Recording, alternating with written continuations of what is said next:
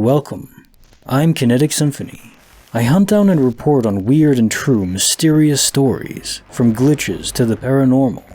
Would you like even more content? Here's my Patreon. Now onto the stories. Case file number 1276, written by bobidebob. Unexplained dome of light in the Vermont wilderness. So my brother, myself, and our friend were driving through Vermont heading to a cabin to go snowboarding for the week. I was sitting in my brother's car when I noticed a bright red light, it's night, in the sky. It was coming from deep in the woods but was shining in a huge dome shape. The light seemed to be restricted to the dome. The light did not seem to travel far, but it was very bright. We were so baffled, we pulled over at this small gas station on the road to get a better look. There were about 6 other people who seemed to live there also looking at the light. They were telling us there were no buildings or factories out there whatsoever. As our conversation continued, the light seemed to diminish, but then almost imploded on itself and burst out with a huge white light that lit up the sky and surrounding area. Then about 10-ish seconds after this change, a huge wind gust came at us from the direction of the light. I'd say it was about 15 to 25 mile per hour winds. I hike, and I'm just making comparisons to the wind on mountains. Then the light just began to fade away, so we hopped in our cars and kept going. The light didn't fully dim for about 10 minutes. Craziest crap ever. Case answer file 1276. Unexplained dome of light in the Vermont wilderness.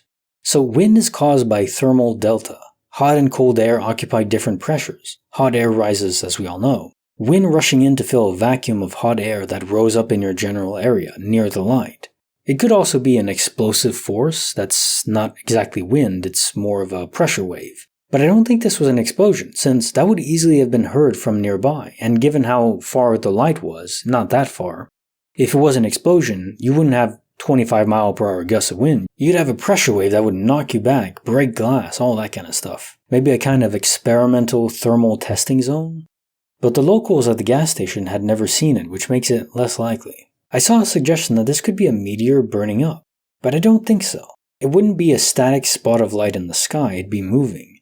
The glow from the meteor burning up would also fluctuate and is more orange and white than the kind of red you described. There'd also be a huge boom sound when it eventually crashed or burned up. Like I said, a pressure wave. These larger meteors literally explode apart in the air. There's one such instance fairly recently, a few years ago, in Russia. It can shatter windows from miles away. Another idea being kind of a controlled burn, maybe chemicals. The Ohio train derailment comes to mind. Some chemicals do burn bright red, and maybe flash very white before burning out completely. Case file number 1277, written by AlxRode. Mysterious light pursues teens in the dark. Back in high school, I want to say it was my sophomore year, 10th grade, my friends and I used to sneak out of our parents' house late at night, and we used to meet up at the campus and vandalize, smoke, mess around, just stupid, troubled teen things.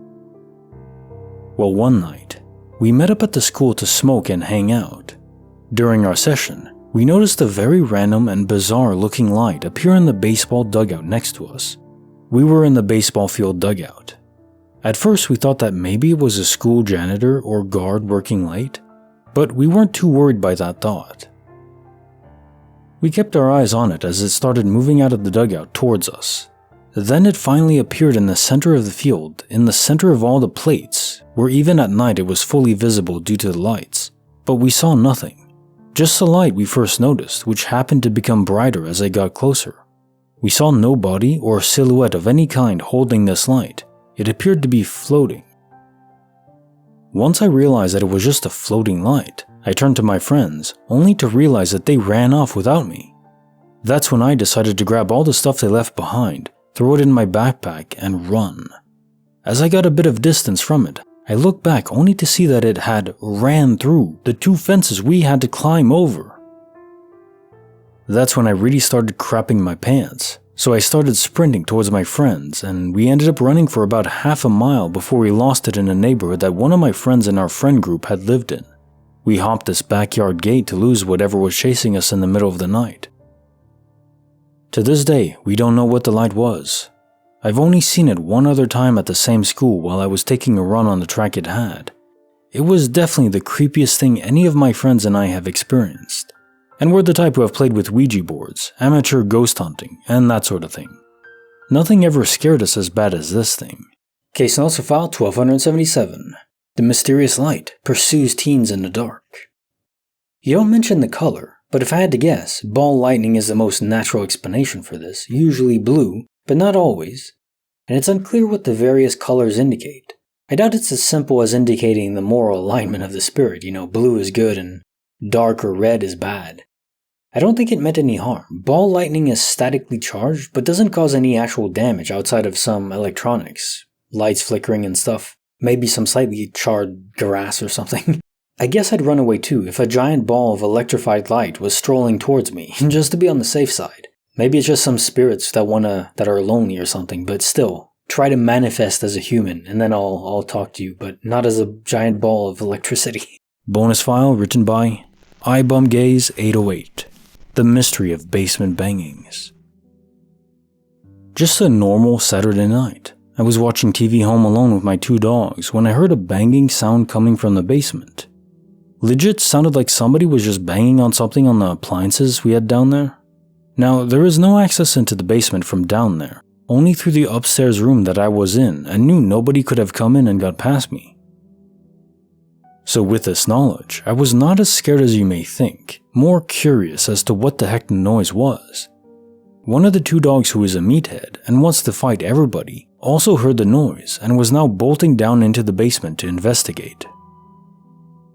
I get down and see that it is my other dog banging his head into our dryer and chest freezer, which are next to each other. My meathead dog just stood there watching confused. So I approach my other dog and calm him down, and we all go upstairs. Now, this freaked the heck out of me and upset me, as it seemed such a very strange behavior for my dog to do. Fast forward only 30 minutes or so, the banging starts again. I instantly look over to my dog, but he's lying down, but now also aware of the noise downstairs.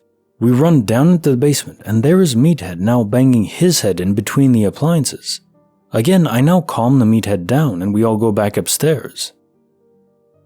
Nothing has ever happened again since that night, 3 years now, so that ruled out brain tumors, which is what I read online about why maybe dogs bang their heads, but 2 dogs suddenly on the same night, in the same place, and it only affecting one of them at any given time. 3 years and the 3 of us never talked about that night. A few folk say it may have been a rodent treat or toy they were after. No, they were frenzied and hyperventilating. When they get things stuck under anything, they just cry and get me to get their stuff. I guess it boils down to just knowing your dogs. I know instantly from their body language just what the deal was, but that night, I have never seen them so frenzied and upset. Also, it is otherwise a very nice basement, as basements go. I have never had a pest problem down there or any other part of the house. Somebody mentioned that if it only happened 3 years ago, why did I not make a video of it? My first instinct was to help my dogs, to stop them harming themselves. At no point was my first thought to go and grab my phone to capture the moments on film. Case notes for the bonus file, The Mystery of Basement Bangings. Yeah, so if Mr. Ben was involved in anything potentially of risk to himself, the last thing I'd be thinking of is about taking a video.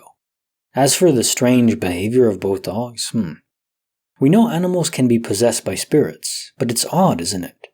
To hop between both dogs, then fade away never to return after years? I don't know if that quite fits, but I'm not sure what else would compel your dogs to do this, and never again in all that time. Very strange one. And now time for the quote of the day. Opera is when a guy gets stabbed in the back and instead of bleeding, he sings. Ed Gardner. Opera is a very interesting thing, and there is some orchestral opera style music in some movies, or video games, like in the Halo theme song. If you don't know about that, look it up on YouTube, it's amazing.